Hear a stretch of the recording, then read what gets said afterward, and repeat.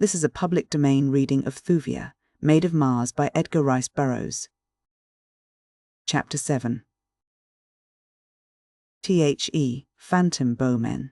As Jav leaped toward him, Carthoris laid his hand upon the hilt of his long sword. The Lotharian halted. The great apartment was empty save for the four at the dais, yet as Jav stepped back from the menace of the Heliumite's threatening attitude, the latter found himself surrounded by a score of bowmen. From whence had they sprung? Both Carthoris and Thuvia looked their astonishment. Now the former's sword leaped from its scabbard, and at the same instant the bowmen drew back their slim shafts. Tario had half raised himself upon one elbow. For the first time he saw the full figure of Thuvia, who had been concealed behind the person of Carthoris. "Enough!" cried the Jeddak, raising a protesting hand, but at that very instant the sword of the Heliumite cut viciously at its nearest antagonist. As the keen edge reached its goal, Carthoris let the point fall to the floor, as with wide eyes he stepped backward in consternation, throwing the back of his left hand across his brow. His steel had cut but empty air. His antagonist had vanished. There were no bowmen in the room. "It is evident that these are strangers," said Tario to Jav. "Let us first determine that they knowingly affronted us before we take measures for punishment." Then he turned to Carthoris, but ever his gaze wandered to the perfect lines of Thuvia's glorious figure, which the harness of a Barsoomian princess accentuated rather than concealed. "Who are you?" he asked. "Who knows not the etiquette of the court of the last of Jeddaks?" "I am Carthoris, Prince of Helium," replied the Heliumite, "and this is Thuvia, Princess of Tarth. In the courts of our fathers men do not prostrate themselves before royalty. Not since the firstborn tore their immortal goddess limb from limb have men crawled upon their bellies to any throne upon Barsoom. Now think you that the daughter of one mighty Jeddak and the son of another would so humiliate themselves?" Tario looked at Carthoris for a long time. At last he spoke. "There is no other Jeddak upon Barsoom than Tario," he said. "There is no other race than that of Lothar, unless the hordes of Torquas may be dignified by such an appellation. Lotharians are white, your skins are red. There are no women left upon Barsoom. Your companion is a woman." He half rose from the couch, leaning far forward and pointing an accusing finger at Carthoris. "You are a lie," he shrieked. "You are both lies, and you dare to come before Tario, last and mightiest of the Jeddaks of Barsoom, and assert your reality. Someone shall pay well for this, Jav, and unless I mistake it is yourself who has dared thus flippantly to trifle with the good nature of your Jeddak. Remove the man, leave the woman, we shall see if both be lies, and later, Jav, you shall suffer for your temerity. There be few of us left, but Komal must be fed. Go, my." Carthoris could see that Jav trembled as he prostrated himself once more before his ruler, and then, rising, turned toward the Prince of Helium. "Come," he said. "And leave the Princess of Tarth here alone," cried Carthoris. Jav brushed closely past him, whispering, "Follow me. He cannot harm her, except to kill, and that he can do whether you remain or not. We had best go now, trust me." Carthoris did not understand, but something in the urgency of the other's tone assured him, and so he turned away, but not without a glance toward Thuvia, in which he attempted to make her understand that it was in her own interest that he left her. For answer, she turned her back full upon him, but not without first throwing him such a look of contempt that brought the scarlet to his cheek. Then he hesitated, but Jav seized him by the wrist. "Come," he whispered, "or he will have the bowman upon you, and this time there will be no escape." "Did you not see how futile is your steel against thin air?" Carthoris turned unwillingly to follow. As the two left the room, he turned to his companion. "If I may not kill thin air," he asked, "how then shall I fear that thin air may kill me?" "You saw the Torquasians fall before the bowmen?" asked Jav. Carthoris nodded. "So would you fall before them, and without one single chance for self-defense or revenge." As they talked, Jav led Carthoris to a small room in one of the numerous towers of the palace. Here were couches, and Jav bid the Heliumite be seated. For several minutes the Lotharian eyed his prisoner, for such Carthoris now realized himself to be. "I am half convinced that you are real," he said at last. Carthoris laughed. "Of course I am real," he said. "What caused you to doubt it? Can you not see me, feel me?" "So may I see and feel the bowmen," replied Jav, "and yet we all know that they, at least, are not real." Carthoris showed by the expression of his face his puzzlement at each new reference to the mysterious bowmen, the vanishing soldiery of Lothar. What then may they be? He asked. You really do not know? Asked Jav. Carthoris shook his head negatively. I can almost believe that you have told us the truth, and that you are really from another part of Barsoom, or from another world. But tell me, in your own country have you no bowmen to strike terror to the hearts of the green hordemen as they slay in company with the fierce bounce of war? We have soldiers, replied Carthoris. We of the red race are all soldiers, but we have no bowmen to defend us, such as yours. We defend ourselves. You go out and get killed by your enemies, cried Jav incredulously. Certainly, replied Carthoris. How do the Lotharians? You have seen, replied the other. We send out our deathless archers, deathless because they are lifeless, existing only in the imaginations of our enemies. It is really our giant minds that defend us, sending out legions of imaginary warriors to materialize before the mind's eye of the foe.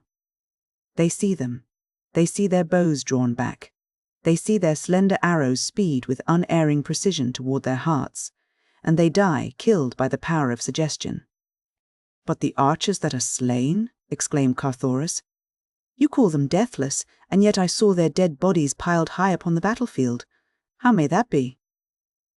It is but to lend reality to the scene, replied Jav. We picture many of our own defenders killed that the Torquasians may not guess that there are really no flesh and blood creatures opposing them. Once that truth became implanted in their minds, it is the theory of many of us. No longer would they fall prey to the suggestion of the deadly arrows, for greater would be the suggestion of the truth, and the more powerful suggestion would prevail. It is law. And the Barnes? Questioned Carthoris. They too were but creatures of suggestion. Some of them were real, replied Jav. Those that accompanied the archers in pursuit of the Torquasians were unreal.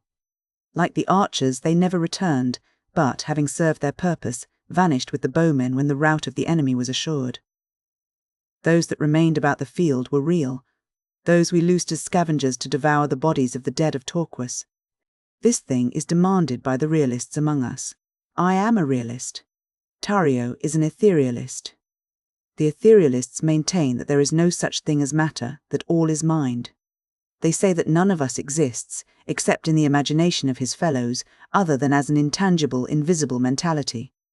According to Tario, it is but necessary that we all unite in imagining that there are no dead Torquasians beneath our walls, and there will be none, nor any need of scavenging bants. You, then, do not hold Tario's beliefs? Asked Carthoris.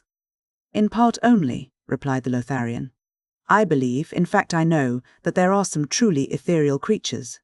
Tario is one, I am convinced. He has no existence except in the imaginations of his people. Of course, it is the contention of all us realists that all etherealists are but figments of the imagination. They contend that no food is necessary, nor do they eat, but any one of the most rudimentary intelligence must realize that food is a necessity to creatures having actual existence. Yes, agreed Carthoris. Not having eaten today, I can readily agree with you. Ah, pardon me, exclaimed Jav. Pray be seated and satisfy your hunger. And with a wave of his hand he indicated a bountifully laden table that had not been there an instant before he spoke. Of that Carthoris was positive, for he had searched the room diligently with his eyes several times. It is well, continued Jav, that you did not fall into the hands of an etherealist. Then indeed would you have gone hungry. But, exclaimed Carthoris, this is not real food. It was not here an instant since, and real food does not materialize out of thin air. Jav looked hurt. There is no real food or water in Lothar, he said, nor has there been for countless ages. Upon such as you now see before you have, we existed since the dawn of history. Upon such, then, may you exist. But I thought you were a realist, exclaimed Carthoris. Indeed, cried Jav, what more realistic than this bounteous feast? It is just here that we differ most from the etherealists. They claim that it is unnecessary to imagine food, but we have found that for the maintenance of life we must thrice daily sit down to hearty meals. The food that one eats is supposed to undergo certain chemical changes during the process of digestion and assimilation, the result, of course, being the rebuilding of wasted tissue. Now we all know that mind is all, though we may differ in the interpretation of its various manifestations. Tario maintains that there is no such thing as substance, all being created from the substanceless matter of the brain. We realists, however, know better. We know that mind has the power to maintain substance, even though it may not be able to create substance. The latter is still an open question. And so we know that in order to maintain our physical bodies, we must cause all our organs properly to function. This we accomplish by materializing food thoughts and by partaking of the food thus created. We chew, we swallow, we digest. All our organs function precisely as if we had partaken of material food. And what is the result? What must be the result? The chemical changes take place through both direct and indirect suggestion, and we live and thrive. Carthoris eyed the food before him. It seemed real enough. He lifted a morsel to his lips. There was substance indeed, and flavor as well. Yes, even his palate was deceived. Jav watched him, smiling as he ate. "Is it not entirely satisfying?" he asked. "I must admit that it is," replied Carthoris. "But tell me, how does Tario live, and the other etherealists who maintain that food is unnecessary?" Jav scratched his head. "That is a question we often discuss," he replied. "It is the strongest evidence we have of the non-existence of the etherealists, but who may know other than Komal?" "Who is Komal?" asked Carthoris. "I heard your Jedak speak of him." Yav bent low toward the ear of the Heliumite, looking fearfully about before he spoke. "Komal is the essence," he whispered. "Even the etherealists admit that mind itself must have substance in order to transmit to imaginings the appearance of substance. For if there really was no such thing as substance, it could not be suggested. What never has been cannot be imagined. Do you follow me?" "I am groping," replied Carthoris dryly. "So the essence must be substance," continued Jav. "Komal is the essence of the all, as it were. He is maintained by substance. He eats the real. To be explicit, he eats the realists. That is Tario's work. He says that inasmuch as we maintain that we alone are real, we should, to be consistent, admit that we alone are proper food for Komal. Sometimes, as today, we find other food for him. He is very fond of Torquasians." "And Komal is a man?" asked Carthoris. "He is all, I told you," replied Jav. "I know not how to explain him in words that you will understand. He is the beginning and the end. All life emanates from Komal, since the substance which feeds the brain with imaginings radiates from the body of Komal. Should Komal cease to eat, all life upon Barsoom would cease to be. He cannot die, but he might cease to eat and, thus, to radiate." "And he feeds upon the men and women of your belief?" cried Carthoris. "Women!" exclaimed Jav. "There are no women in Lothar. The last of the Lotharian females perished ages since, upon that cruel and terrible journey across the muddy plains that fringe the half-dried seas, when the green hordes scourged us across the world to this our last hiding place, our impregnable fortress of Lothar. Scarce 20,000 men of all the countless millions of our race lived to reach Lothar. Among us were no women and no children. All these had perished by the way. As time went on, we too were dying, and the race fast approaching extinction, when the great truth was revealed to us that mind is all.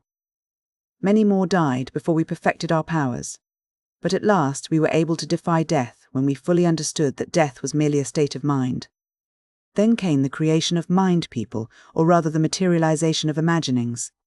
We first put these to practical use when the Torquasians discovered our retreat, and fortunate for us, it was that it required ages of search upon their part before they found the single tiny entrance to the valley of Lothar. That day we threw our first bowmen against them. The intention was purely to frighten them away by the vast numbers of bowmen which we could muster upon our walls. All Lothar bristled with the bows and arrows of our ethereal host. But the Torquasians did not frighten. They are lower than the beasts. They know no fear. We rushed upon our walls, and standing upon the shoulders of others they built human approaches to the wall tops, and were on the very point of surging in upon us and overwhelming us. Not an arrow had been discharged by our bowmen. We did but cause them to run to and fro along the wall top, screaming taunts and threats at the enemy. Presently I thought to attempt the thing, the great thing. I centered all my mighty intellect upon the bowmen of my own creation. Each of us produces and directs as many bowmen as his mentality and imagination is capable of. I caused them to fit arrows to their bows for the first time. I made them take aim at the hearts of the green men. I made the green men see all this, and then I made them see the arrows fly, and I made them think that the points pierced their hearts. It was all that was necessary. By hundreds they toppled from our walls, and when my fellows saw what I had done, they were quick to follow my example, so that presently the hordes of Torquas had retreated beyond the range of our arrows. We might have killed them at any distance, but one rule of war we have maintained from the first, the rule of realism. We do nothing, or rather we cause our bowmen to do nothing within sight of the enemy that is beyond the understanding of the foe. Otherwise they might guess the truth, and that would be the end of us. But after the Torquasians had retreated beyond bowshot, they turned upon us with their terrible rifles, and by constant popping at us made life miserable within our walls. So then I bethought the scheme to hurl our bowmen through the gates upon them. You have seen this day how well it works. For ages they have come down upon us at intervals, but always with the same results. "And all this is due to your intellect, Jarv?" asked Carthoris. "I should think that you would be high in the councils of your people." "I am," replied Jarv proudly. "I am next to Tario." "But why, then, your cringing manner of approaching the throne?" "Tario demands it. He is jealous of me. He only awaits the slightest excuse to feed me to Kamal. He fears that I may someday usurp his power." Carthoris suddenly sprang from the table. "Jarv!" he exclaimed. "I am a beast. Here, I have been eating my fill, while the Princess of Tarth may perchance be still without food. Let us return and find some means of furnishing her with nourishment." The Lotharian shook his head. "Tario would not permit it," he said. "He will, doubtless, make an etherealist of her." "But I must go to her," insisted Carthoris. "You say that there are no women in Lothar. Then she must be among men, and if this be so, I intend to be near where I may defend her if the need arises." "Tario will have his way," insisted Jarv. "He sent you away, and you may not return until he sends for you." "Then I shall go without waiting to be sent for." "Do not forget the bowmen," cautioned Jarv. "I do not forget them," replied Carthoris, but he did not tell Jarv that he remembered something else that the Lotharian had let drop, something that was but a conjecture, possibly, and yet one well worth pinning a forlorn hope to, should necessity arise. Carthoris started to leave the room. Jarv stepped before him, barring his way. "I have learned to like you, Red Man," he said, "but do not forget that Tario is still my Jeddak, and that Tario has commanded that you remain here." Carthoris was about to reply, when there came faintly to the ears of both a woman's cry for help. With a sweep of his arm, the Prince of Helium brushed the Lotharian aside, and with drawn sword sprang into the corridor without. Chapter 8. Thallof Doom. As Thuvia of Tarth saw Carthoris depart from the presence of Tario, leaving her alone with the man, a sudden qualm of terror seized her. There was an air of mystery pervading the stately chamber. Its furnishings and appointments bespoke wealth and culture, and carried the suggestion that the room was often the scene of royal functions which filled it to its capacity. And yet nowhere about her, in antechamber or corridor, was there sign of any other being than herself and the recumbent figure of Tario, the Jeddak, who watched her through half-closed eyes from the gorgeous trappings of his regal couch. For a time after the departure of Jav and Carthoris, the man eyed her intently. Then he spoke. "Come nearer," he said, and, as she approached, "Whose creature are you? Who has dared materialize his imaginings of woman? It is contrary to the customs and the royal edicts of Lothar. Tell me, woman, from whose brain have you sprung? Jav's? No, do not deny it. I know that it could be no other than that envious realist. He seeks to tempt me. He would see me fall beneath the spell of your charms, and then he, your master, would direct my destiny and my end. I see it all! I see it all!" The blood of indignation and anger had been rising to Thuvia's face. Her chin was up, a haughty curve upon her perfect lips. "I know naught," she cried, "of what you are prating.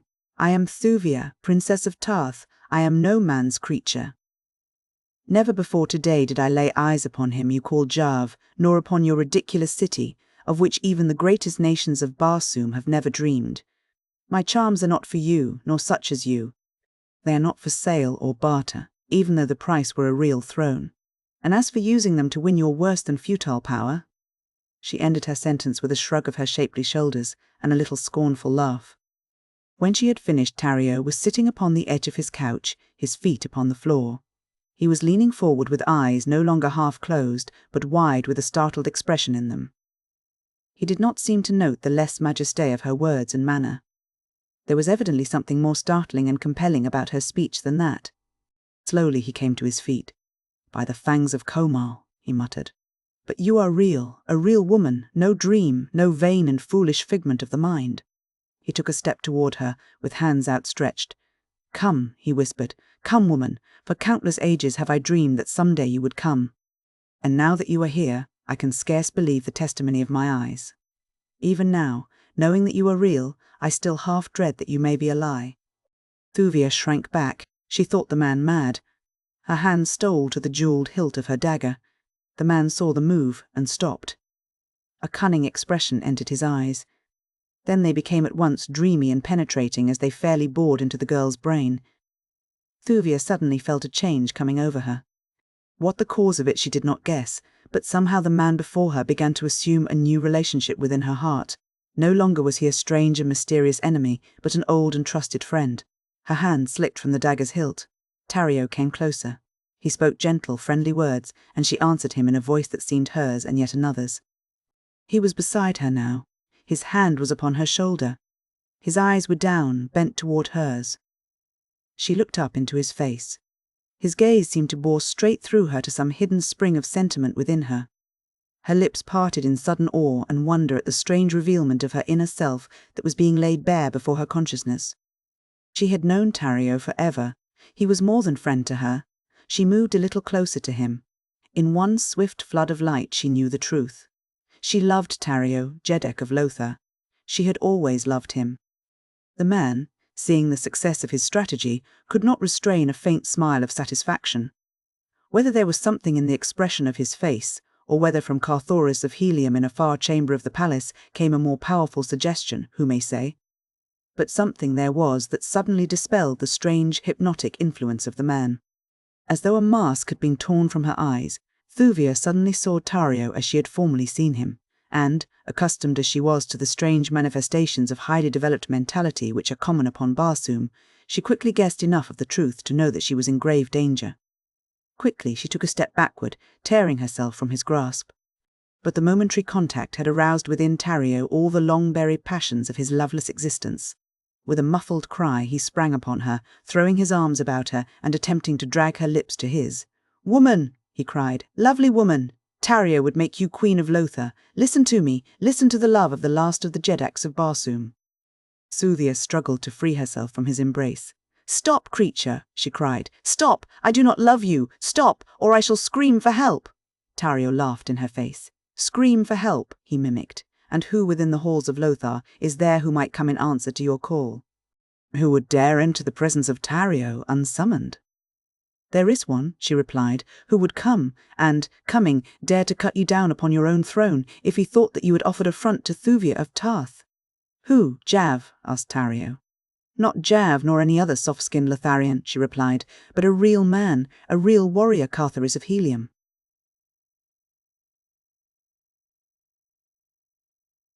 "You forget the bowmen," he reminded her. "What could your red warrior accomplish against my fearless legions?" Again he caught her roughly to him, dragging her towards his couch. "If you will not be my queen," he said, "you shall be my slave." "Neither," cried the girl. As she spoke, a single word. There was a quick move of her right hand. Tario, releasing her, staggered back, both hands pressed to his side. At the same instant, the room filled with bowmen, and then the Jeddak of Lothar sank senseless to the marble floor. At the instant that he lost consciousness, the bowmen were about to release their arrows into Thuvia's heart. Involuntarily she gave a single cry for help, though she knew that not even Carthoris of Helium could save her now. Then she closed her eyes and waited for the end. No slender shafts pierced her tender side. She raised her lids to see what stayed the hand of her executioners. The room was empty save for herself, and the still form of the Jeddak of Lothar lying at her feet, a little pool of crimson staining the white marble of the floor beside him. Tario was unconscious. Thuvia was amazed. Where were the bowmen? Why had they not loosed their shafts? What could it all mean? An instant before the room had been mysteriously filled with armed men, evidently called to protect their Jeddak. Yet now, with the evidence of her deed plain before them, they had vanished as mysteriously as they had come, leaving her alone with the body of their ruler, into whose side she had slipped her long, keen blade. The girl glanced apprehensively about, first for signs of the return of the bowmen, and then for some means of escape. The wall behind the dais was pierced by two small doorways, hidden by heavy hangings. Thuvia was running quickly towards one of these when she heard the clank of a warrior's metal at the end of the apartment behind her. "Ah," If she had but an instant more of time, she could have reached that screening arras and, perchance, have found some avenue of escape behind it. But now it was too late. She had been discovered. With a feeling that was akin to apathy, she turned to meet her fate, and there, before her, running swiftly across the broad chamber to her side, was Carthoris, his naked long sword gleaming in his hand. For days she had doubted the intentions of the Heliumite. She had thought him a party to her abduction. Since fate had thrown them together, she had scarce favoured him with more than the most perfunctory replies to his remarks, unless at such times as the weird and uncanny happenings at Lothar had surprised her out of her reserve. She knew that Carthoris of Helium would fight for her, but whether to save her for himself or another, she was in doubt. He knew that she was promised to Kulantith, Jeddak of Kael, but if he had been instrumental in her abduction, his motives could not be prompted by loyalty to his friend or regard for her honour. And yet, as she saw him coming across the marble floor of the audience chamber of Tario of Lothar, his fine eyes filled with apprehension for her safety, his splendid figure personifying all that is finest in the fighting men of martial Mars, she could not believe that any faintest trace of perfidy lurked beneath so glorious an exterior. Never, she thought, in all her life had the sight of any man been so welcome to her. It was with difficulty that she refrained from rushing forward to meet him. She knew that he loved her, but in time she recalled that she was promised to Kulantith. Not even might she trust herself to show too great gratitude to the Heliumite, lest he misunderstand. Carthoris was by her side now. His quick glance had taken in the scene within the room, the still figure of the Jeddak sprawled upon the floor, the girl hastening toward a shrouded exit. "Did he harm you, Thuvia?" he asked. She held up her crimson blade that he might see it. "No," she said, "he did not harm me." A grim smile lighted Carthoris's face. "Praised be our first ancestor," he murmured. "And now let us see if we may not make good our escape from this accursed city before the Lotharians discover that their Jeddak is no more." With the firm authority that sat so well upon him, in whose veins flowed the blood of John Carter of Virginia and D. Carthoris of Helium, he grasped her hand and, turning back across the hall, strode toward the great doorway through which Jav had brought them into the presence of the Jeddak earlier in the day. They had almost reached the threshold when a figure sprang into the apartment through another entrance. It was Jav. He, too, took in the scene within at a glance. Carthoris turned to face him, his sword ready in his hand and his great body shielding the slender figure of the girl. "Come, Jav of Lothar," he cried. "Let us face the issue at once, for only one of us may leave this chamber alive with Thuvia of Tarth." Then, seeing that the man wore no sword, he exclaimed, "Bring on your bowmen, then, or come with us as my prisoner until we have safely passed the outer portals of thy ghostly city." "You have killed Tario," exclaimed Jav, ignoring the other's challenge. "You have killed Tario. I see his blood upon the floor, real blood, real death. Tario was, after all, as real as I. Yet he was an etherealist. He would not materialize his sustenance. Can it be that they are right? Well, we too are right. And all these ages we have been quarrelling, each saying that the other was wrong. However, he is dead now. Of that I am glad. Now shall Jav come into his own. Now shall Jav be Jeddak of Lothar." As he finished, Tario opened his eyes and then quickly sat up. "Traitor! Assassin!" he screamed, and then, "Kadar! Kadar!" which is the Barsoomian for guard. Jav went sickly white. He fell upon his belly, wriggling toward Tario. "Oh, my Jeddak, my Jeddak!" he whimpered. Jav had no hand in this. "Jav, your faithful Jav. But just this instant entered the apartment to find you lying prone upon the floor, and these two strangers about to leave. How it happened I know not. Believe me, most glorious Jeddak." "Cease, knave," cried Tario. "I heard your words, however, he is dead now. Of that I am glad. Now shall Jav come into his own. Now shall Jav be Jeddak of Lothar. At last, traitor, I have found you out. Your own words have condemned you as surely as the acts of these red creatures have sealed their fates, unless—" he paused, "unless the woman—" But he got no further. Carthoris guessed what he would have said, and before the words could be uttered, he had sprung forward and struck the man across the mouth with his open palm. Tario frothed in rage and mortification. "And should you again affront the Princess of Tarth," warned the Heliumite, "I shall forget that you wear no sword. Not for ever may I control my itching sword hand." Tario shrank back toward the little doorways behind the dais. He was trying to speak, but so hideously were the muscles of his face working that he could utter no word for several minutes. At last he managed to articulate intelligibly. "Die!" he shrieked, Die!" And then he turned toward the exit at his back. Jav leaped forward, screaming in terror.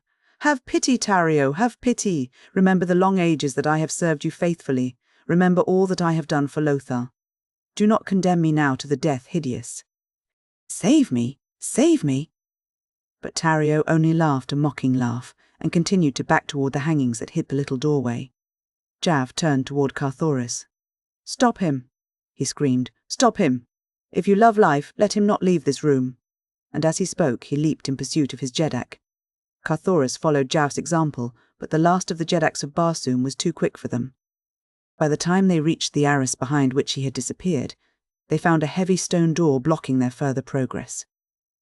Jav sank to the floor in a spasm of terror. "Come, man," cried Carthoris. "We are not dead yet. Let us hasten to the avenues and make an attempt to leave the city. We are still alive, and while we live, we may yet endeavour to direct our own destinies. Of what avail to sink spineless to the floor? Come, be a man." Jav but shook his head. "Did you not hear him call the guards?" he moaned. "Ah, if we could have but intercepted him, then there might have been hope, but alas, he was too quick for us." "Well, well," exclaimed Carthoris impatiently. "What if he did call the guards?" "There will be time enough to worry about that after they come. At present I see no indication that they have any idea of overexerting themselves to obey their Jeddak's summons." Jav shook his head mournfully. "You do not understand," he said. "The guards have already come and gone. They have done their work, and we are lost. Look to the various exits." Carthoris and Thuvia turned their eyes in the direction of the several doorways which pierced the walls of the great chamber. Each was tightly closed by huge stone doors. "Well?" asked Carthoris. "We are to die the death," whispered Jav faintly. Further than that he would not say. He just sat upon the edge of the Jeddak's couch and waited. Carthoris moved to Thuvia's side, and, standing there with naked sword, he let his brave eyes roam ceaselessly about the great chamber, that no foe might spring upon them unseen. For what seemed hours, no sound broke the silence of their living tomb. No sign gave their executioners of the time or manner of their death. The suspense was terrible. Even Carthoris of Helium began to feel the terrible strain upon his nerves. If he could but know how and whence the hand of death was to strike, he could meet it unafraid. But to suffer longer the hideous tension of this blighting ignorance of the plans of their assassins was telling upon him grievously. Thuvia of Tarth drew quite close to him. She felt safer with the feel of his arm against hers, and with the contact of her the man took a new grip upon himself. With his old-time smile he turned toward her. "It would seem that they are trying to frighten us to death," he said, laughing, "and, shame be upon me that I should confess it, I think they were close to accomplishing their designs upon me." She was about to make some reply when a fearful shriek broke from the lips of the Lotharian. "The end is coming," he cried. "The end is coming. The floor! The floor! Oh, Comul, be merciful!" Thuvia and Carthoris did not need to look at the floor to be aware of the strange movement that was taking place. Slowly the marble flagging was sinking in all directions toward the centre. At first, the movement, being gradual, was scarce noticeable, but presently the angle of the floor became such that one might stand easily only by bending one knee considerably. Jav was shrieking still and clawing at the royal couch that had already commenced to slide toward the centre of the room, where both Thuvia and Carthoris suddenly noted a small orifice which grew in diameter as the floor assumed more closely a funnel-like contour. Now it became more and more difficult to cling to the dizzy inclination of the smooth and polished marble. Carthoris tried to support Thuvia, but himself commenced to slide and slip toward the ever-enlarging aperture. Better to cling to the smooth stone, he kicked off his sandals of zitidar hide and with his bare feet braced himself against the sickening tilt, at the same time throwing his arms supportingly about the girl. In her terror, her own hands clasped about the man's neck. Her cheek was close to his. Death, unseen and of unknown form, seemed close upon them, and because unseen and unknowable, infinitely more terrifying. "Courage, my princess," he whispered. She looked up into his face to see smiling lips above hers and brave eyes, untouched by terror, drinking deeply of her own. Then the floor sagged and tilted more swiftly. There was a sudden slipping rush, as they were precipitated toward the aperture. Jav's screams rose weird and horrible in their ears, and then the three found themselves piled upon the royal couch of Tario, which had stuck within the aperture at the base of the marble funnel. For a moment they breathed more freely, but presently they discovered that the aperture was continuing to enlarge. The couch slipped downward. Jav shrieked again. There was a sickening sensation as they felt all let go beneath them as they fell through darkness to an unknown death. Chapter 9. The battle INTHE plane. The distance from the bottom of the funnel to the floor of the chamber beneath it could not have been great, for all three of the victims of Tario's wrath alighted unscathed. Carthoris, still clasping Thuvia tightly to his breast, came to the ground cat-like upon his feet, breaking the shock for the girl. Scarce had his feet touched the rough stone flagging of this new chamber than his sword flashed out ready for instant use. But though the room was lighted, there was no sign of enemy about. Carthoris looked toward Jav. The man was pasty white with fear. "What is to be our fate?" asked the Heliumite. "Tell me, man. Shake off your terror long enough to tell me, so I may be prepared to sell my life, and that of the Princess of Tarth as dearly as possible." "Kumal," whispered Jav, "we are to be devoured by Kumal." "Your deity?" asked Carthoris. The Lotharian nodded his head.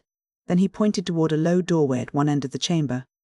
"From thence will he come upon us. Lay aside your puny sword, fool. It will but enrage him the more and make our sufferings the worse." Carthoris smiled, gripping his long sword the more firmly. Presently Jav gave a horrified moan, at the same time pointing toward the door. "He has come," he whimpered. Carthoris and Thuvia looked in the direction the Lotharian had indicated, expecting to see some strange and fearful creature in human form. But to their astonishment, they saw the broad head and great maned shoulders of a huge banth, the largest that either ever had seen.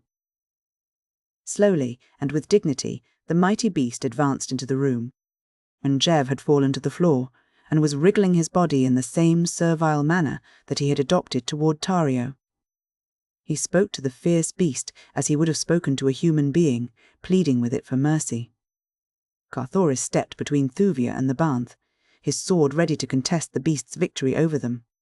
Thuvia turned toward Jav. "Is this Komal, your god?" she asked. Jav nodded affirmatively. The girl smiled, and then, brushing past Carthoris, she stepped swiftly toward the growling carnivore. In low, firm tones, she spoke to it as she had spoken to the banths of the Golden Cliffs and the scavengers before the walls of Lothar. The beast ceased its growling. With lowered head and cat-like purr, it came slinking to the girl's feet. Thuvia turned toward Carthoris. "It is but a banth," she said. "We have nothing to fear from it." Carthoris smiled.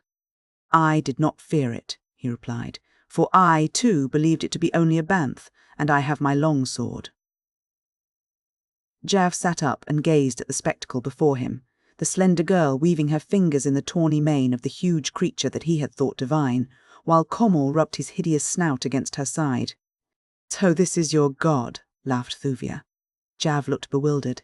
He scarce knew whether he dare chance offending Komal or not, for so strong is the power of superstition that even though we know that we have been reverencing a sham, yet still we hesitate to admit the validity of our new-found convictions. "Yes," he said, "this is Komal. For ages the enemies of Tario have been hurled to this pit to fill his maw, for Komal must be fed." "Is there any way out of this chamber to the avenues of the city?" asked Carthoris. Jav shrugged. "I do not know," he replied. "Never have I been here before, nor ever have I cared to do so." "Come," suggested Thuvia, "let us explore. There must be a way out." Together the three approached the doorway through which Komal had entered the apartment that was to have witnessed their deaths. Beyond was a low-roofed lair, with a small door at the far end. This, to their delight, opened to the lifting of an ordinary latch, letting them into a circular arena, surrounded by tiers of seats. "Here is where Komal is fed in public," explained Jav. "Had Tario dared, it would have been here that our fates had been sealed. But he feared too much thy keen blade, Red Man, and so he hurled us all downward to the pit. I did not know how closely connected were the two chambers. Now we may easily reach the avenues and the city gates. Only the bowmen may dispute the right of way, and, knowing their secret, I doubt that they have power to harm us." Another door led to a flight of steps that rose from the arena level upward through the seats to an exit at the back of the hall. Beyond this was a straight, broad corridor, running directly through the palace to the gardens at the side. No one appeared to question them as they advanced, mighty Kummel pacing by the girl's side. "Where are the people of the palace?" "The Jedek's retinue," asked Carthoris. "Even in the city streets as we came through I scarce saw sign of a human being, yet all about are evidences of a mighty population." Jav sighed. Poor Lothar, he said. It is indeed a city of ghosts. There are scarce 1,000 of us left, who once were numbered in the millions. Our great city is peopled by the creatures of our own imaginings. For our own needs, we do not take the trouble to materialize these peoples of our brain, yet they are apparent to us. Even now I see great throngs lining the avenue, hastening to and fro in the round of their duties. I see women and children laughing on the balconies. These we are forbidden to materialize, but yet I see them, they are here. But why not? He mused. No longer need I fear Tario, he has done his worst and failed. Why not indeed? Stay, friends, he continued. Would you see Lothar in all her glory? Carthoris and Thuvia nodded their assent, more out of courtesy than because they fully grasped the import of his mutterings. Jav gazed at them penetratingly for an instant, then, with a wave of his hand, cried, "Look!" The sight that met them was awe-inspiring. Where before there had been naught but deserted pavements and scarlet swords, yawning windows and tenantless doors, now swarmed a countless multitude of happy, laughing people. "It is the past," said Jav in a low voice. "They do not see us. They but live the old dead past of ancient Lothar, the dead and crumbled Lothar of antiquity, which stood upon the shore of Throxus, mightiest of the 5 oceans. See those fine, upstanding men swinging along the broad avenue. See the young girls and the women smile upon them. See the men greet them with love and respect. Those be seafarers coming up from their ships which lie at the quays at the city's edge. Brave men, they. Ah, but the glory of Lothar has faded. See their weapons. They alone bore arms, for they crossed the 5 seas to strange places where dangers were. With their passing passed the martial spirit of the Lotharians, leaving, as the ages rolled by, a race of spineless cowards. We hated war, and so we trained not our youth in warlike ways. Thus followed our undoing, for when the seas dried and the green hordes encroached upon us, we could do naught but flee. But we remembered the seafaring bowmen of the days of our glory. It is the memory of these which we hurl upon our enemies."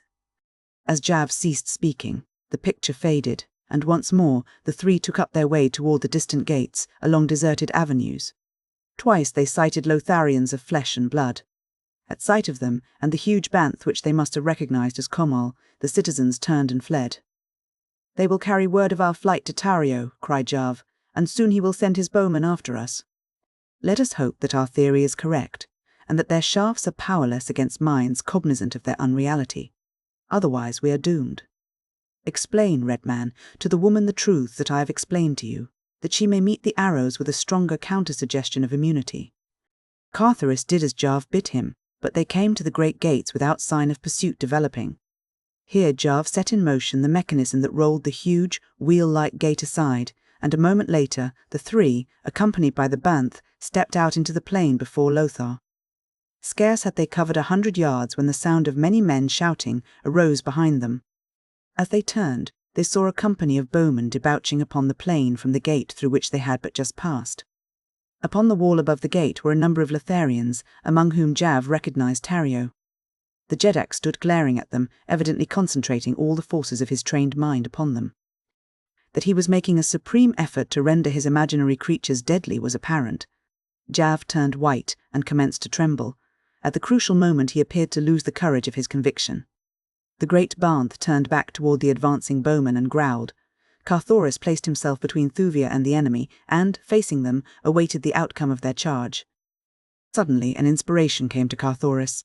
"Hurl your own bowmen against Tario's," he cried to Jav. "Let us see a materialized battle between 2 mentalities." The suggestion seemed to hearten the Lotharian, and in another moment the 3 stood behind solid ranks of huge bowmen who hurled taunts and menaces at the advancing company emerging from the walled city. Jav was a new man, the moment his battalion stood between him and Tario. One could almost have sworn the man believed these creatures of his strange hypnotic power to be real flesh and blood.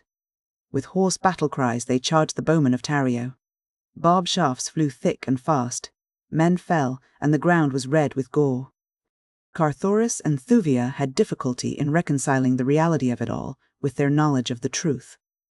They saw Utane after Utane march from the gate in perfect step to reinforce the outnumbered company which Tario had first sent forth to arrest them. They saw Yav's forces grow correspondingly until all about them rolled a sea of fighting, cursing warriors, and the dead lay in heaps about the field. Jav and Tario seemed to have forgotten all else beside the struggling bowmen that surged to and fro, filling the broad field between the forest and the city. The wood loomed close behind Thuvia and Carthoris. The latter cast a glance toward Jav. "Come," he whispered to the girl. "Let them fight out their empty battle. Neither evidently has power to harm the other. They are like two controversialists hurling words at one another. While they are engaged, we may as well be devoting our energies to an attempt to find the passage through the cliffs to the plain beyond." As he spoke, Jav, turning from the battle for an instant, caught his words. He saw the girl move to accompany the Heliumite. A cunning look leaped to the Lotharian's eyes. The thing that lay beyond that look had been deep in his heart since first he had laid eyes upon Thuvia of Tarth. He had not recognized it, however, until now that she seemed about to pass out of his existence. He centered his mind upon the Heliumite and the girl for an instant. Carthoris saw Thuvia of Tarth step forward with outstretched hand. He was surprised at this sudden softening toward him, and it was with a full heart that he let his fingers close upon hers, as together they turned away from forgotten Lothar into the woods and bent their steps toward the distant mountains. As the Lotharian had turned toward them, Thuvia had been surprised to hear Carthoris suddenly voice a new plan. "Remain here with Jav," she had heard him say, "while I go to search for the passage through the cliffs." She had dropped back in surprise and disappointment, for she knew that there was no reason why she should not have accompanied him. Certainly she should have been safer with him than left here alone with the Lotharian. And Jav watched the two and smiled his cunning smile. When Carthoris had disappeared within the wood, Thuvia seated herself apathetically upon the scarlet sward to watch the seemingly interminable struggles of the bowmen. The long afternoon dragged its weary way toward darkness, and still the imaginary legions charged and retreated.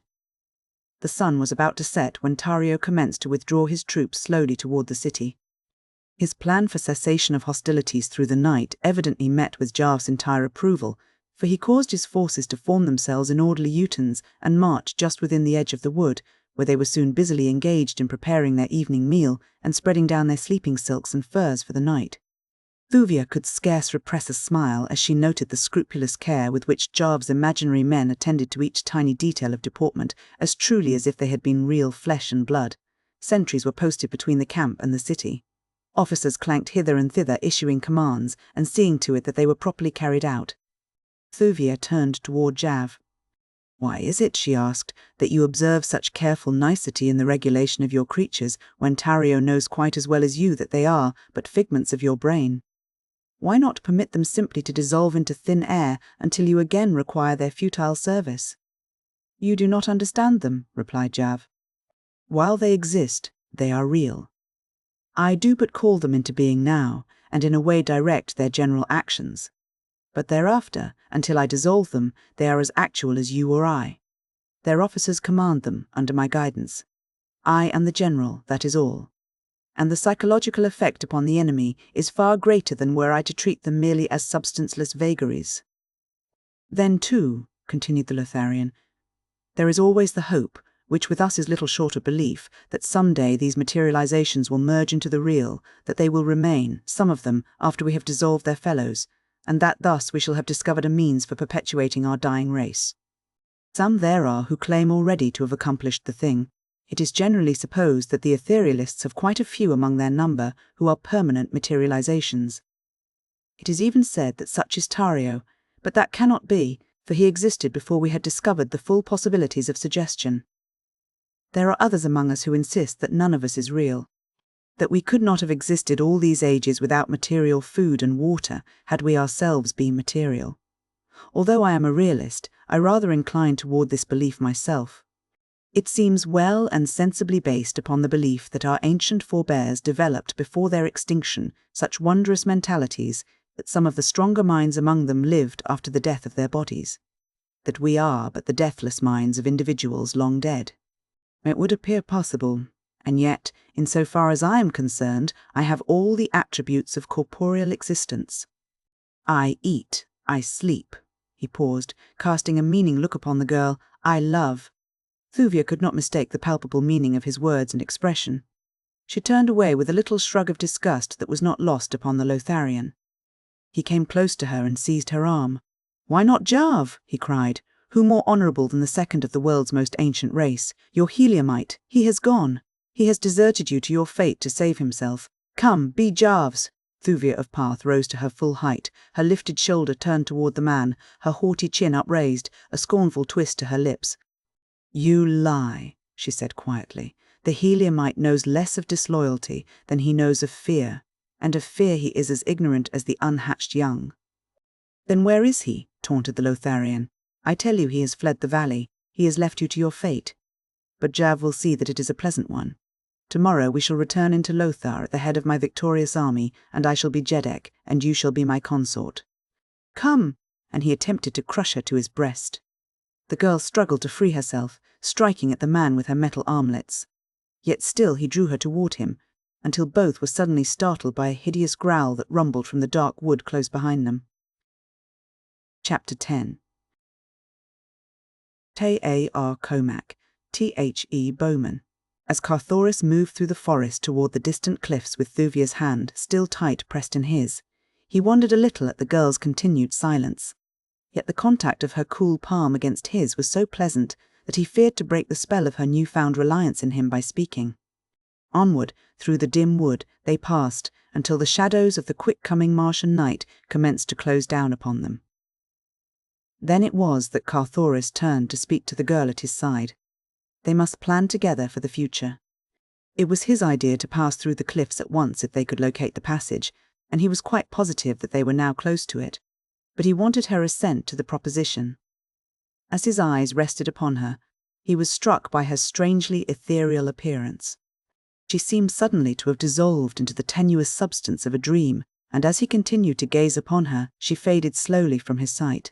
For an instant he was dumbfounded, and then the whole truth flashed suddenly upon him. Jav had caused him to believe that Thuvia was accompanying him through the wood, while, as a matter of fact, he had detained the girl for himself. Carthoris was horrified. He cursed himself for his stupidity. And yet he knew that the fiendish power which the Lotharian had invoked to confuse him might have deceived any. Scarce had he realized the truth than he had started to retrace his steps toward Lothar. But now he moved at a trot, the earthly thews that he had inherited from his father carrying him swiftly over the soft carpet of fallen leaves and rank grass. Thuria's brilliant light flooded the plain before the walled city of Lothar as Carthoris broke from the wood opposite the great gate that had given the fugitives egress from the city earlier in the day. At first he saw no indication that there was another than himself anywhere about. The plain was deserted. No myriad bowmen camped now beneath the overhanging verdure of the giant trees. No gory heaps of tortured dead defaced the beauty of the scarlet sward. All was silence. All was peace. The Heliumite, scarce pausing at the forest's verge, pushed on across the plain toward the city, when presently he descried a huddled form in the grass at his feet. It was the body of a man lying prone. Carthoris turned the figure over upon its back. It was Jav, but torn and mangled almost beyond recognition. The prince bent low to note if any spark of life remained, and as he did so, the lids raised and dull, suffering eyes looked up into his. "The Princess of Tarth!" cried Carthoris. "Where is she? Answer me, man, or I complete the work that another has so well begun." "Komal," muttered Jav. "He sprang upon me, and would have devoured me but for the girl." Then they went away together into the wood, the girl and the great Banth. Her fingers twined in his tawny mane. "Which way went they?" asked Carthoris. "There," replied Jav faintly, toward the passage through the cliffs. The Prince of Helium waited to hear no more, but springing to his feet, raced back again into the forest. It was dawn when he reached the mouth of the dark tunnel that would lead him to the other world, beyond this valley of ghostly memories and strange hypnotic influences and menaces. Within the long, dark passages he met with no accident or obstacle, coming at last into the light of day beyond the mountains, and no great distance from the southern verge of the domains of the Torquasians, not more than 150 had at the most. From the boundary of Torquas to the city of Aantha is a distance of some 200 hads, so that the Heliumite had before him a journey of more than 150 earth miles between him and Aantha. He could at best but hazard a chance, guess that toward Aantha Thuvia would take her flight. There lay the nearest water, and there might be expected someday a rescuing party from her father's empire, for Carthoris knew Thuvia well enough to know that he would leave no stone unturned until he had tracked down the truth as to his daughter's abduction and learned all that there might be to learn of her whereabouts. He realized, of course, that the trick which had laid suspicion upon him would greatly delay the discovery of the truth.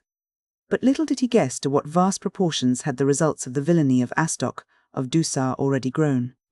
Even as he emerged from the mouth of the passage to look across the foothills in the direction of Aantha, a Ptarth battle fleet was winging its majestic way slowly toward the twin cities of Helium, while from far distant Chaol raced another mighty armada to join forces with its ally. He did not know that in the face of the circumstantial evidence against him, even his own people had commenced to entertain suspicions that he might have stolen the Ptarthian princess.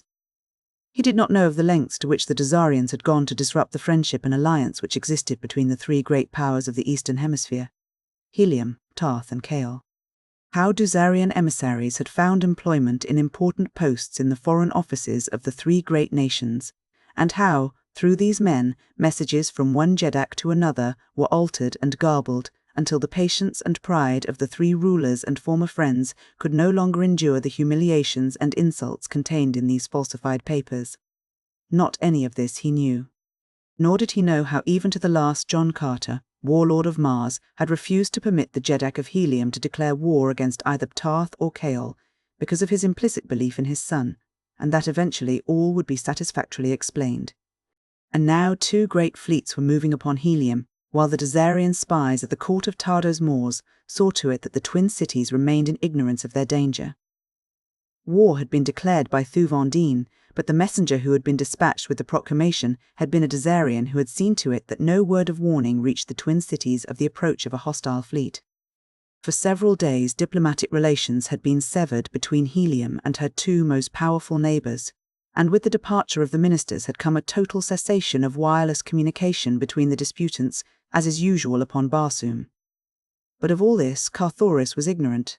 All that interested him at present was the finding of Thuvia of Parth. Her trail beside that of the huge banth had been well marked to the tunnel, and was once more visible leading southward into the foothills. As he followed rapidly downward toward the Dead Sea bottom, where he knew he must lose the spoor in the resilient ochre vegetation, he was suddenly surprised to see a naked man approaching him from the northeast. As the fellow drew closer, Carthoris halted to await his coming. He knew that the man was unarmed, and that he was apparently a Lotharian, for his skin was white and his hair auburn. He approached the Heliumite without sign of fear, and when quite close called out the cheery Barsoomian Chaol of greeting. "Who are you?" asked Carthoris. "I am Kar Komak, Odwar of the Bowmen," replied the other. "A strange thing has happened to me. For ages Tario has been bringing me into existence, as he needed the services of the army of his mind.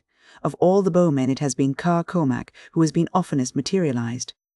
For a long time Tario has been concentrating his mind upon my permanent materialization. It has been an obsession with him that someday this thing could be accomplished, and the future of Lothar assured. He asserted that matter was non-existent except in the imagination of man, that all was mental, and so he believed that by persisting in his suggestion he could eventually make of me a permanent suggestion in the minds of all creatures. Yesterday he succeeded, but at such a time. It must have come all unknown to him, as it came to me without my knowledge, as, with my horde of yelling bowmen, I pursued the fleeing Torquasians back to their ochre plains. As darkness settled, and the time came for us to fade once more into thin air, I suddenly found myself alone upon the edge of the great plain which lies yonder at the foot of the low hills.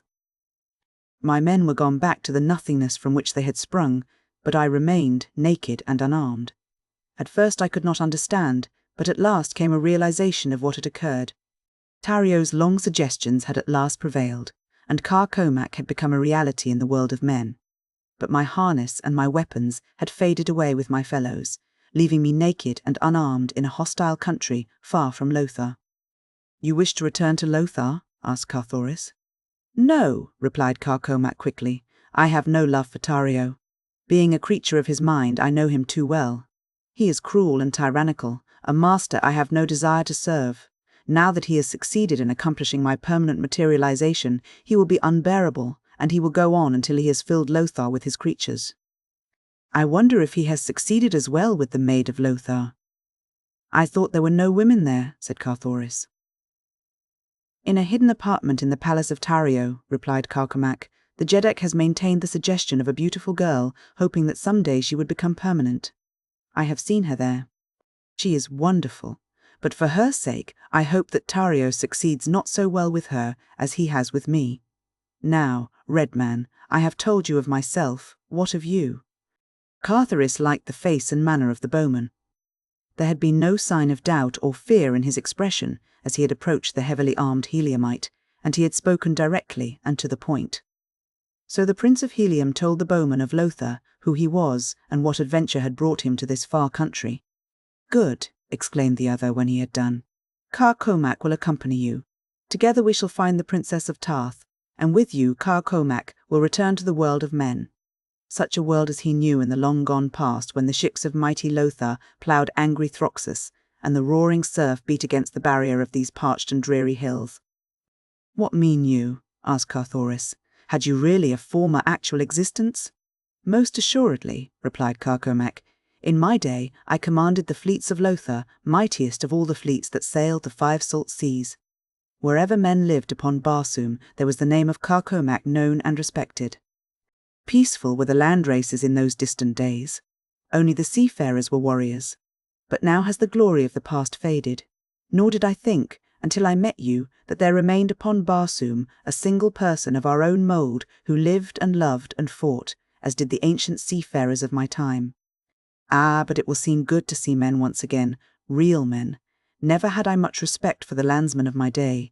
They remained in their walled cities, wasting their time in play, depending for their protection entirely upon the sea race. And the poor creatures who remain, the Tarios and Jarvs of Lothar, are even worse than their ancient forebears. Carthoris was a trifle sceptical as to the wisdom of permitting the stranger to attach himself to him. There was always the chance that he was but the essence of some hypnotic treachery which Tario or Jarv was attempting to exert upon the Heliumite. And yet, so sincere had been the manner and the words of the bowman, so much the fighting man did he seem, but Carthoris could not find it in his heart to doubt him. The outcome of the matter was that he gave the naked Oddwar leave to accompany him, and together they set out upon the spoor of Thuvia and Kamal. Down to the ochre sea bottom the trail led. There it disappeared, as Carthoris had known that it would, but where it entered the plain, its direction had been toward Aenther, and so toward Aenther the two turned their faces. It was a long and tedious journey, fraught with many dangers. The bowman could not travel at the pace set by Carthoris, whose muscles carried him with great rapidity over the face of the small planet, the force of gravity of which exerts so much less retarding power than that of the earth. 50 miles a day is a fair average for a Barsoomian, but the son of John Carter might easily have covered 100 or more miles had he cared to desert his newfound comrade. All the way they were in constant danger of discovery by roving bands of Torquasians, and especially was this true before they reached the boundary of Torquas. Good fortune was with them, however, and although they sighted 2 detachments of the savage green men, they were not themselves seen. And so they came, upon the morning of the 3rd day, within sight of the glistening domes of distant Aenther. Throughout the journey, Carthoris had ever strained his eyes ahead in search of Thuvia and the great Banth, but not till now had he seen aught to give him hope. This morning, far ahead, halfway between themselves and Aenther, the men saw 2 tiny figures moving toward the city. For a moment they watched them intently. Then Carthoris, convinced, leaped forward at a rapid run, Carcomac following as swiftly as he could. The Heliumite shouted to attract the girl's attention, and presently he was rewarded by seeing her turn and stand looking toward him. At her side the great Banth stood with up-pricked ears, watching the approaching man. Not yet could Thuvia of Tarth have recognized Carthoris, though that it was he she must have been convinced, for she waited there for him without sign of fear. Presently he saw her point toward the northwest, beyond him. Without slackening his pace, he turned his eyes in the direction she indicated. Racing silently over the thick vegetation, not half a mile behind, came a score of fierce green warriors, charging him upon their mighty thoats. To their right was Carcomac, naked and unarmed, yet running valiantly toward Carthoris, and shouting warning, as though he too had but just discovered the silent, menacing company that moved so swiftly forward with couched spears and ready long swords. Carthoris shouted to the Lotharian, warning him back, for he knew that he could but uselessly sacrifice his life by placing himself, all unarmed, in the path of the cruel and relentless savages. But Carcomac never hesitated. With shouts of encouragement to his new friend, he hurried onward toward the Prince of Helium. The red man's heart leaped in response to this exhibition of courage and self-sacrifice. He regretted now that he had not thought to give Carcomac one of his swords, but it was too late to attempt it, for should he wait for the Lotharian to overtake him or return to meet him, the Torquasians would reach Thuvia of Parth before he could do so. Even as it was, it would be nip and tuck as to who came first to her side. Again he turned his face in her direction, and now, from Arnth away, he saw a new force hastening toward them, 2 medium-sized warcraft, and even at the distance they still were from him, he discerned the device of Dusar upon their bows. Now, indeed, seemed little hope for Thuvia of Tarth. With savage warriors of the hordes of Torquas charging toward her from one direction, and no less implacable enemies, in the form of the creatures of Astok, Prince of Dusar, bearing down upon her from another, while only a Banth, a red warrior, and an unarmed bowman were near to defend her. Her plight was quite hopeless, and her cause already lost ere ever it was contested. As Thuvia saw Carthoris approaching, she felt again that unaccountable sensation of entire relief from responsibility and fear that she had experienced upon a former occasion. Nor could she account for it while her mind still tried to convince her heart that the Prince of Helium had been instrumental in her abduction from her father's court. She only knew that she was glad when he was by her side, and that with him there all things seemed possible, even such impossible things as escape from her present predicament. Now had he stopped, panting, before her. A brave smile of encouragement lit his face. "Courage, my princess," he whispered. To the girl's memory flashed the occasion upon which he had used those same words in the throne room of Tario of Lothar, as they had commenced to slip down the sinking marble floor toward an unknown fate.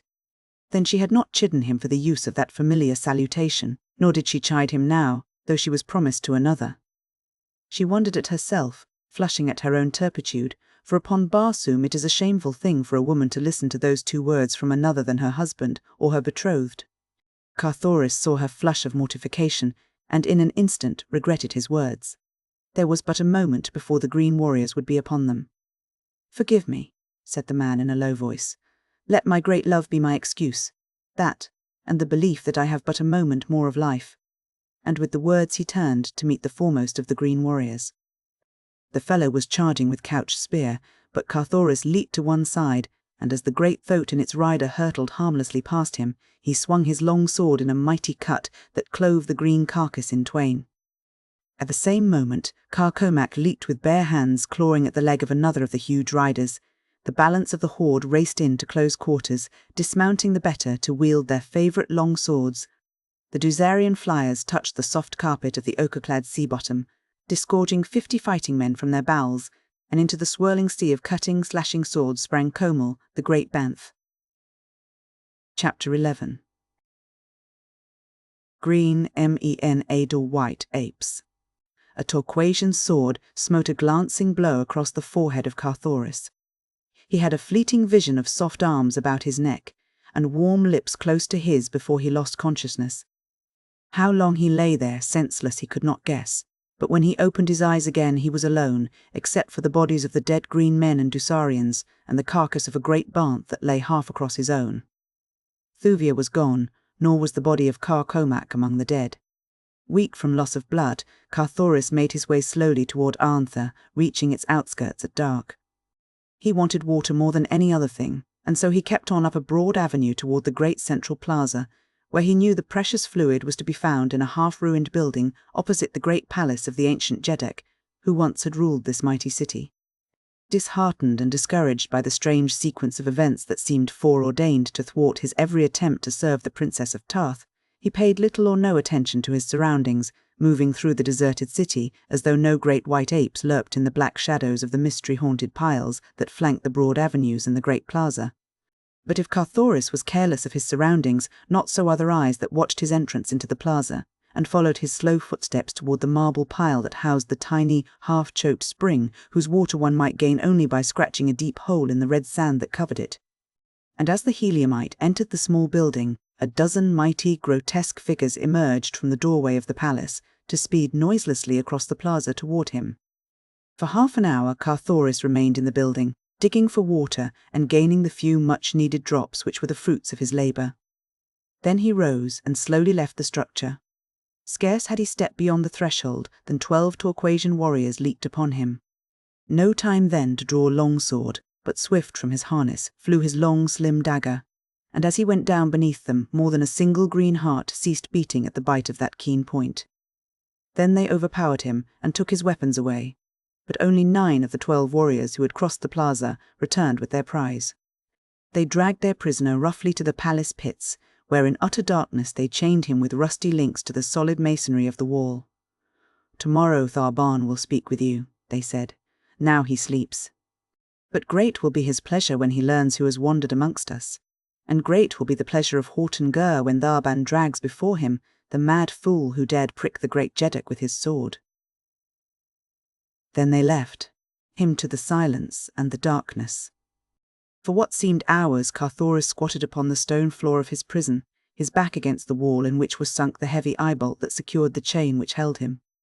Then, from out of the mysterious blackness before him, there came to his ears the sound of naked feet moving stealthily upon stone, approaching nearer and nearer to where he lay, unarmed and defenseless. Minutes passed, minutes that seemed hours, during which time periods of sepulchral silence would be followed by a repetition of the uncanny scraping of naked feet slinking warily upon him. At last he heard a sudden rush of unshod souls across the empty blackness, and at a little distance a scuffling sound, heavy breathing, and once what he thought the muttered imprecation of a man battling against great odds. Then the clanging of a chain, and a noise as of the snapping back against stone of a broken link. Again came silence, but for a moment only. Now he heard once more the soft feet approaching him. He thought that he discerned wicked eyes gleaming fearfully at him through the darkness. He knew that he could hear the heavy breathing of powerful lungs. Then came the rush of many feet toward him, and the things were upon him. Hands terminating in man-like fingers clutched at his throat and arms and legs. Hairy bodies strained and struggled against his own smooth hide as he battled in grim silence against these horrid bowmen in the darkness of the pits of ancient Anther. Thewed like some giant god was Carthoris of Helium, yet in the clutches of these unseen creatures of the pit's Stygian night he was helpless as a frail woman. Yet he battled on, striking futile blows against great, hispid breasts he could not see, feeling thick, squat throats beneath his fingers, the drool of saliva upon his cheek, and hot, foul breath in his nostrils.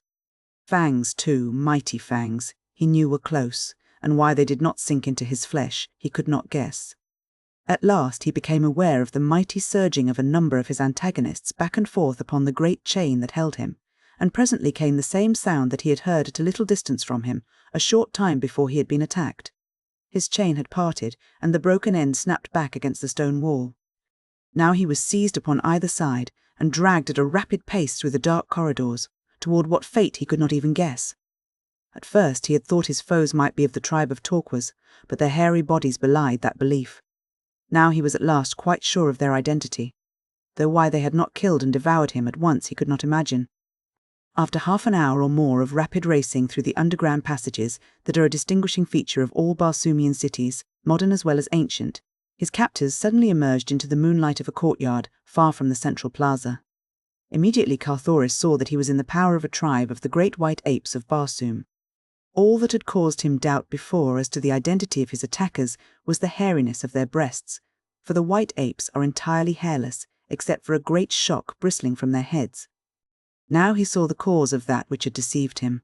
Across the chest of each of them were strips of hairy hide, usually of banth, in imitation of the harness of the green warriors who so often camped at their deserted city. Carthoris had read of the existence of tribes of apes that seemed to be progressing slowly toward higher standards of intelligence. Into the hands of such, he realized, he had fallen, but what were their intentions toward him?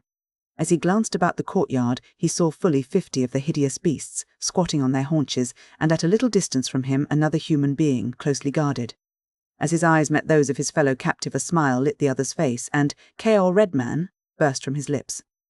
It was Carcomac, the bowman. "Keor," cried Carthoris in response, "how came you here, and what befell the princess?"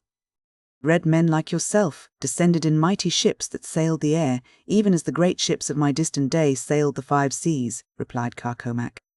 "They fought with the green men of Torquas. They slew Comal, god of Lothar.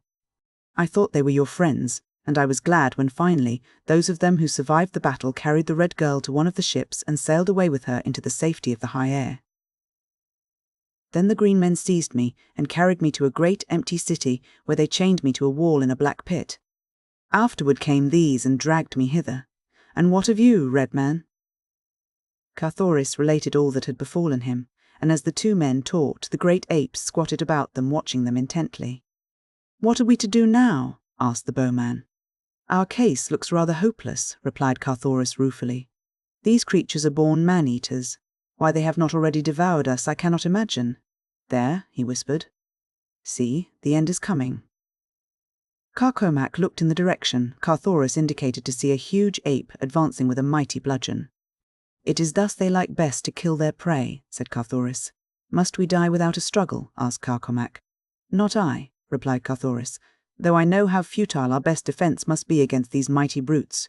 Oh, for a long sword, or a good bow," added Carcomac, "and a Uton of bowmen." At the words, Carthoris half sprang to his feet, only to be dragged roughly down by his guard. "Carcomac," he cried, "why cannot you do what Tario and Jav did? They had no bowmen other than those of their own creation. You must know the secret of their power. Call forth your own Utan, Carcomac." The Lotharian looked at Carthoris in wide-eyed astonishment as the full purport of the suggestion bore in upon his understanding. "Why not?" he murmured. The savage ape, bearing the mighty bludgeon, was slinking toward Carthoris. The Heliumite's fingers were working as he kept his eyes upon his executioner. Carcomac bent his gaze penetratingly upon the apes. The effort of his mind was evidenced in the sweat upon his contracted brows. The creature that was to slay the Red Man was almost within arm's reach of his prey when Carthoris heard a hoarse shout from the opposite side of the courtyard. In common with the squatting apes and the demon with the club, he turned in the direction of the sound to see a company of sturdy bowmen rushing from the doorway of a nearby building. With screams of rage, the apes leaped to their feet to meet the charge. A volley of arrows met them halfway, sending a dozen rolling lifeless to the ground. Then the apes closed with their adversaries. All their attention was occupied by the attackers. Even the guard had deserted the prisoners to join in the battle. "Come," whispered Carcomac. "Now may we escape while their attention is diverted from us by my bowmen." "And leave those brave fellows leaderless?" cried Carthoris, whose loyal nature revolted at the merest suggestion of such a thing. Carcomac laughed. "You forget," he said, "that they are but thin air figments of my brain. They will vanish, unscathed, when we have no further need for them. Praised be your first ancestor, Red Man, that you thought of this chance in time. It would never have occurred to me to imagine that I might wield the same power that brought me into existence." "You are right," said Carthoris. "Still, I hate to leave them, though there is naught else to do." And so the two turned from the courtyard, and making their way into one of the broad avenues, crept stealthily in the shadows of the building toward the great central plaza upon which were the buildings occupied by the Green Warriors when they visited the deserted city. When they had come to the plaza's edge, Carthoris halted. "Wait here," he whispered. "I go to fetch Thotes, since on foot we may never hope to escape the clutches of these green fiends." To reach the courtyard where the Thotes were kept, it was necessary for Carthoris to pass through one of the buildings which surrounded the square. Which were occupied, and which not? He could not even guess, so he was compelled to take considerable chances to gain the enclosure in which he could hear the restless beasts squealing and quarrelling among themselves. Chance carried him through a dark doorway into a large chamber in which lay a score or more green warriors wrapped in their sleeping silks and furs. Scarce had Carthoris passed through the short hallway that connected the door of the building and the great room beyond it than he became aware of the presence of something or someone in the hallway through which he had but just passed. He heard a man yawn, and then, behind him, he saw the figure of a sentry rise from where the fellow had been dozing and, stretching himself, resume his wakeful watchfulness. Carthoris realized that he must have passed within a foot of the warrior, doubtless rousing him from his slumber. To retreat now would be impossible. Yet to cross through that roomful of sleeping warriors seemed almost equally beyond the pale of possibility. Carthoris shrugged his broad shoulders and chose the lesser evil. Warily he entered the room. At his right, against the wall, leaned several swords and rifles and spears. Extra weapons which the warriors had stacked here ready to their hands, should there be a night alarm calling them suddenly from slumber. Beside each sleeper lay his weapon. These were never far from their owners from childhood to death. The sight of the swords made the young man's palm itch. He stepped quickly to them, selecting 2 short swords, one for Carthoris, the other for himself, also some trappings for his naked comrade. Then he started directly across the centre of the apartment among the sleeping Torquasians. Not a man of them moved until Carthoris had completed more than half of the short, though dangerous journey. Then a fellow directly in his path turned restlessly upon his sleeping silks and furs. The Heliumite paused above him, one of the short swords in readiness should the warrior awaken. For what seemed an eternity to the young prince, the green man continued to move uneasily upon his couch. Then, as though actuated by springs, he leaped to his feet and faced the red man. Instantly, Carthoris struck, but not before a savage grunt escaped the other's lips. In an instant, the room was in turmoil. Warriors leaped to their feet, grasping their weapons as they rose, and shouting to one another for an explanation of the disturbance. To Carthoris, all within the room was plainly visible in the dim light reflected from without, for the further moon stood directly at zenith. But to the eyes of the newly awakened green men, objects as yet had not taken on familiar forms. They but saw vaguely the figures of warriors moving about their apartment. Now one stumbled against the corpse of him whom Carthoris had slain. The fellow stooped, and his hand came in contact with the cleft skull. He saw about him the giant figures of other green men, and so he jumped to the only conclusion that was open to him. "The Thirds," he cried. "The Thirds are upon us. Rise, warriors of Torquas, and drive home your swords within the hearts of Torquas's ancient enemies." Instantly, the green men began to fall upon one another with naked swords. Their savage lust of battle was aroused. To fight, to kill, to die with cold steel buried in their vitals. Ah, that to them was nirvana. Carthoris was quick to guess their error and take advantage of it.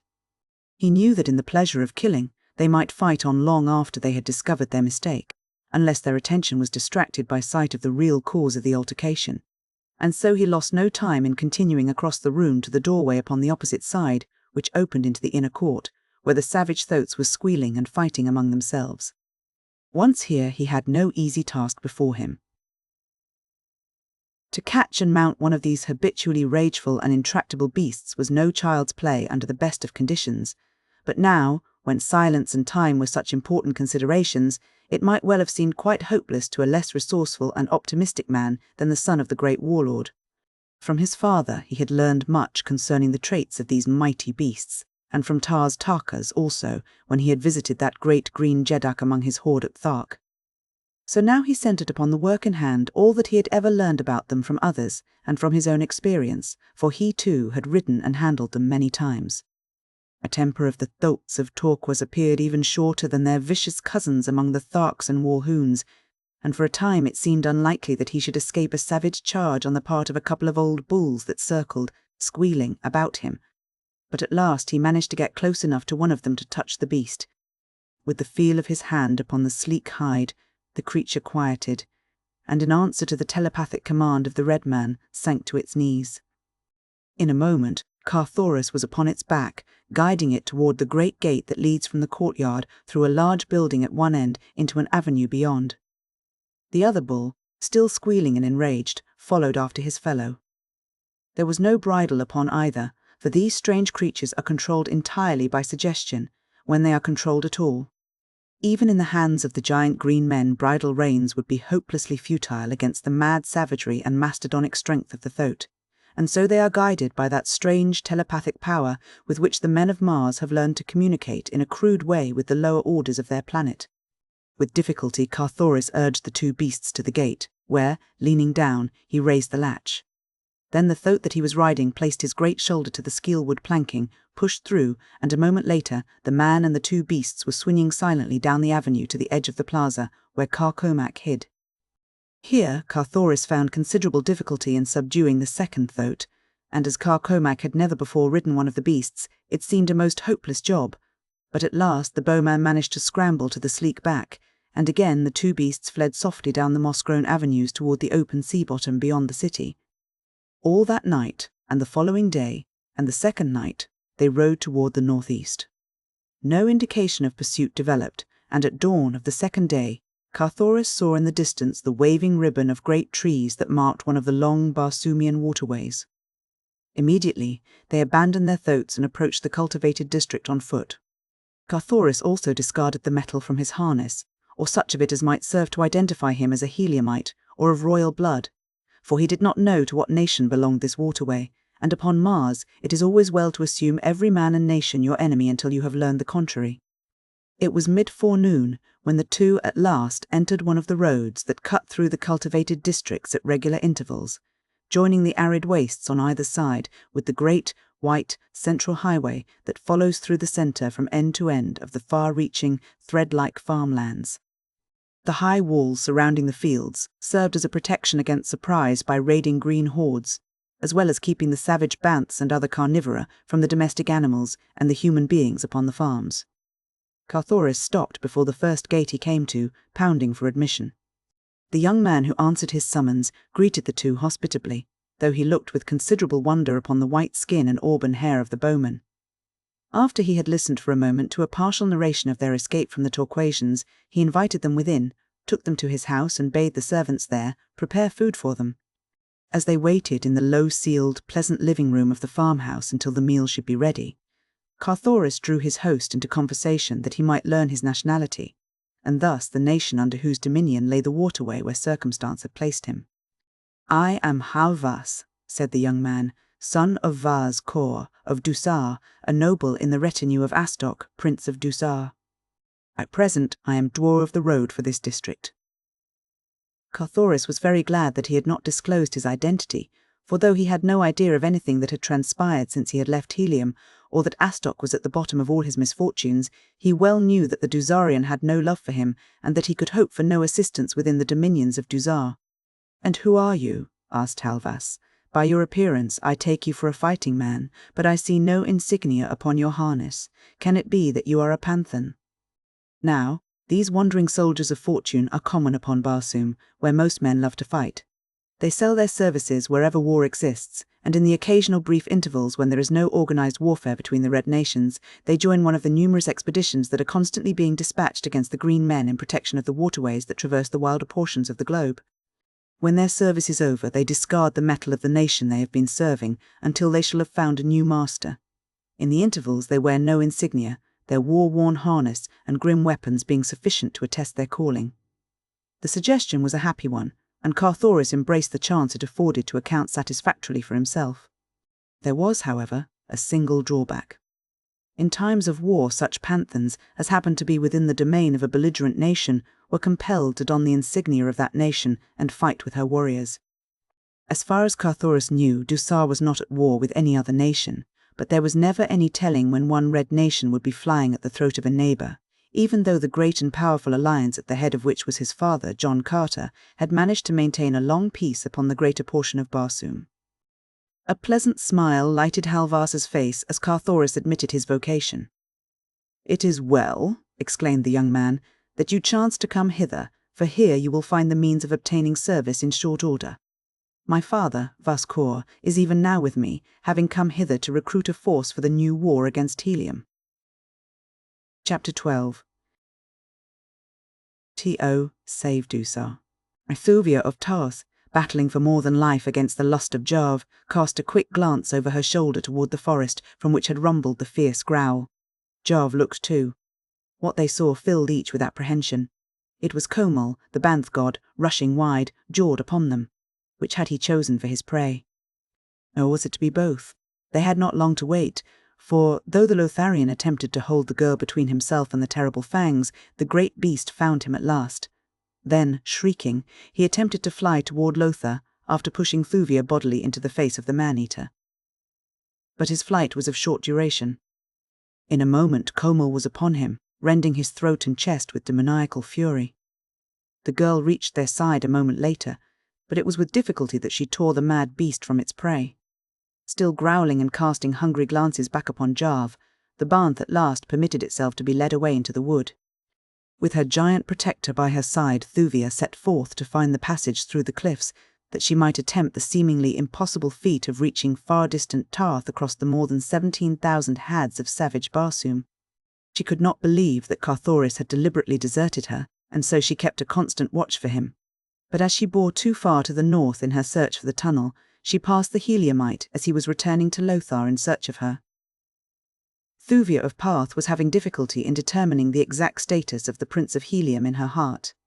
She could not admit even to herself that she loved him, and yet she had permitted him to apply to her that term of endearment and possession to which a Barsoomian maid should turn deaf ears when voiced by other lips than those of her husband or fiancé. My princess. Kulantith, Jeddak of Kaol, to whom she was affianced, commanded her respect and admiration. Had it been that she had surrendered to her father's wishes, because of pique, that the handsome Heliumite had not taken advantage of his visits to her father's court to push the suit for her hand, that she had been quite sure he had contemplated since that distant day, the two had sat together upon the carved seat within the gorgeous garden of the Jeddaks that graced the inner courtyard of the palace of Silensis. Oh, at Kadabra? Did she love Kulantith? Bravely she tried to believe that she did, but all the while her eyes wandered through the coming darkness for the figure of a clean-limbed fighting man, black-haired and grey-eyed.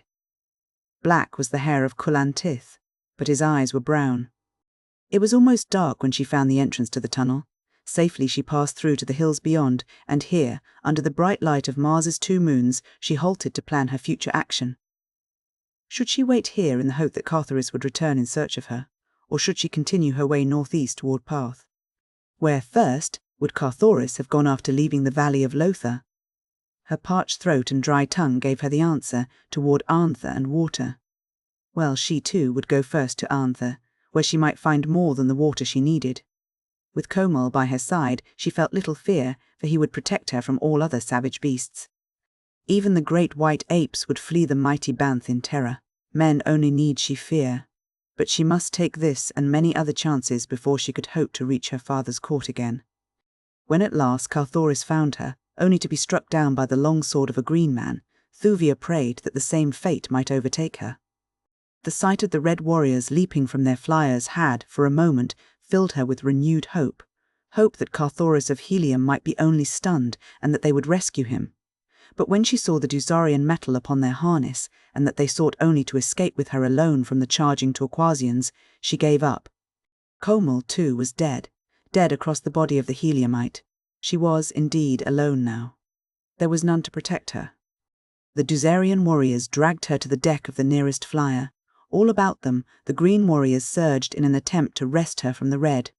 At last, those who had not died in the conflict gained the decks of the 2 craft. The engines throbbed and purred, the propellers whirred. Quickly the swift boats shot heavenward. Thuvia of Tarth glanced about her. A man stood near, smiling down into her face. With a gasp of recognition she looked full into his eyes, and then with a little moan of terror and understanding she buried her face in her hands and sank to the polished skeel-wood deck. It was Astok, Prince of Dusar, who bent above her. Swift were the flyers of Astok of Dusar, and great the need for reaching his father's court as quickly as possible, for the fleets of war of Helium and Ptarth and Kaol were scattered far and wide above Barsoom. Nor would it go well with Astok of Dusar should any one of them discover Thuvia of Tarth a prisoner upon his own vessel. Arntha lies in 50 south latitude and 40 east of Hortz, the deserted seat of ancient Barsoomian culture and learning, while Dusar lies 15 degrees north of the equator and 20 degrees east from Hortz. Great though the distance is, the flyers covered it without a stop. Long before they had reached their destination, Thuvia of Parth had learned several things that cleared up the doubts that had assailed her mind for many days. Scarce had they risen above Arntha than she recognized one of the crew as a member of the crew of that other flyer that had borne her from her father's gardens to Arntha. The presence of Astok upon the craft settled the whole question. She had been stolen by emissaries of the Dusarian prince Carthoris of Helium, had had nothing to do with it. Nor did Astok deny the charge when she accused him. He only smiled and pleaded his love for her. "I would sooner mate with a white ape," she cried when he would have urged his suit. Astok glowered sullenly upon her. "You shall mate with me, Thuvia of Parth," he growled, "or, by your first ancestor, you shall have your preference, and mate with a white ape." The girl made no reply, nor could he draw her into conversation during the balance of the journey.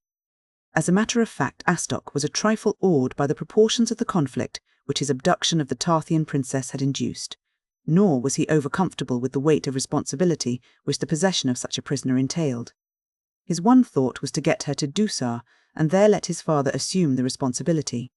In the meantime, He would be as careful as possible to do nothing to affront her, lest they all might be captured, and he have to account for his treatment of the girl to one of the great Jedeks whose interest centred in her. And so at last they came to Dusar, where Astok hid his prisoner in a secret room high in the east tower of his own palace. He had sworn his men to silence in the matter of the identity of the girl, for until he had seen his father, Nutus, Jedek of Dusar, he dared not let anyone know whom he had brought with him from the south. But when he appeared in the great audience chamber before the cruel-lipped man who was his sire, he found his courage oozing, and he dared not speak of the princess hid within his palace. It occurred to him to test his father's sentiments upon the subject, and so he told a tale of capturing one who claimed to know the whereabouts of Thuvia of Tarth. "And if you command it, sire," he said, "I will go and capture her, fetching her here to Dusar." Nutus frowned and shook his head. "You have done enough already to set Parth and Kael and Helium all three upon us at once, should they learn your part in the theft of the Tarth princess. That you succeeded in shifting the guilt upon the Prince of Helium was fortunate, and a masterly move of strategy, but were the girl to know the truth and ever return to her father's court, all Dusar would have to pay the penalty, and to have her here a prisoner amongst us would be an admission of guilt from the consequences of which naught could save us. It would cost me my throne, Astok, and that I have no mind to lose.